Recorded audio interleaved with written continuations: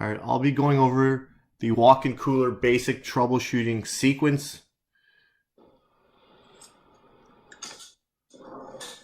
So first thing we're going to check for is we're going to make sure our evaporator fans are on. This is really important for the schematic breakdown. It's a visual cue. Next, we're going to make sure our evaporator coil is not built up with ice. This one's dirty. I will be cleaning it, but there's no ice buildup. We can move on. So as soon as my disconnect switch is turned on, I get power directly to my fan motors from terminals 4 on L1, and then my neutral side is going to be fed from the F. Okay, this is very important because if 4 and F have power, that means the rest of the circuit should be getting power. So my space thermostat should be getting power from the L1 side. My liquid line solenoid should be getting power from F, which is my neutral side. So based on that, if my evaporator fans are working, I should have power to that space thermostat if there are no broken wires. So right here is my thermostat. I do not want to open that up and test it. It's a little bit of a pain, okay? And here I'm going to test my solenoid with my magnetic field detector. My solenoid does have power. So in this case, I'm getting power to my thermostat. That switch is in the closed position. We're calling for cooling. My L1 side is complete to the circuit, and then my neutral side is also complete. So based on that, we didn't even have to take our meter out to test everything downstairs in the box. Now that doesn't mean the liquid line solenoid is opening completely, but we do have power to it. Okay, and this is extremely important. So you want to look for the visual cues. Now if I did not have power and my magnetic solenoid was not spinning, I would be looking at that space thermostat and I would be seeing if this is in the open position. If it is, that would mean we have a bad thermostat, and only at this point would I open up the thermostat. Okay, I don't want to have to climb up there behind that shelf, move that shelf just to test that. Okay, next we're going to go up on the roof. So we've checked everything downstairs. Okay, the first thing we're going to check is for incoming power on all 3 phases. So L1 to L2, L2 to L3, and L3 to L1.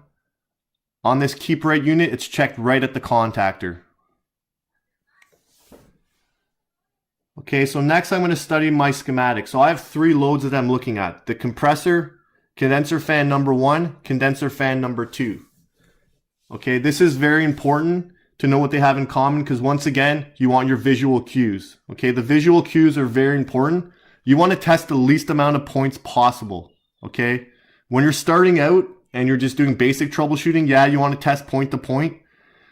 As you get better at troubleshooting electrically, you test the least amount of points possible and you spend more time looking at the schematic. So in this case, all 3 legs of the compressor going to the contactor. My condenser fans are also going to the contactor. Now I have a fan cycle switch in the schematic. Up here, we're in Canada, where we're at, we don't really use fan cycle switches. We have headmaster control.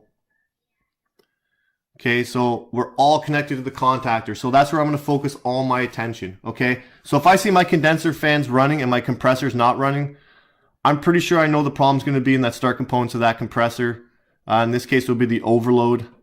Okay, so now I'm going to focus in on the contactor. Okay, if my contactor is not pulling in, I'm going to go find my contactor coil. I'm going to test the contactor coil for 208. If I have 208 and my plunger's not pulling in on that contactor, my contactor's bad. Now, if I don't have 208, I need to troubleshoot both sides of the contactor coil. Okay, so there's 2 sides. So there's the blue side or the L3 side. This one's very easy to troubleshoot. Okay, all you have to do is go from your right side of the contactor coil or your L3 side to your L1 on the contactor coil. Okay, if you have 208 here, that means that this circuit is complete. Okay, I don't have to test any more points on here. If it's not complete, I'm coming to this fuse here, and I'm going to test from the fuse to the L1, from the inlet side to the outlet side. If I have power into the fuse and no power out, that means the fuse is bad. Okay, so if I have 208, this blue circuit is good. Okay, I can cancel out that entire line. Okay, next my focus is going to be on the red side. So how I test the red side is I'm going to go from the L3 contactor coil, or sorry, I'm going to go from the L3 contactor, okay, and I'm going to go to the L1 side of the contactor coil. If I have 0 volts there, that's telling me this red line's bad, okay? So I'm going to follow it. I'm going to go point to point. So I'm going to go from this fuse, the first thing, see if the fuse is open or closed. So we do that. That can be tested very easily. You go inlet of the fuse to your L3 to the contactor, then go your outlet. If you have 208 in and out, you go to your low pressure switch. This one is a dual pressure switch. So in this case, I would be going from the low side to the L3. If I have 208 in and I don't have 208 out, that means the pressure switch is open. At that point, I would test across. If I have 208 across, I know the pressure switch is open. Next, I would test the high side of the switch. Okay, same thing. Test that to your L3. And in this case, I don't have an oil pressure switch and I don't have a time delay. Okay, so based on that troubleshooting, my red circuit or my L1 only has 3 test points. My fuse, my low pressure switch, and my high pressure switch. So based on that, you can really eliminate the amount of components you have to test, and you can really troubleshoot efficiently.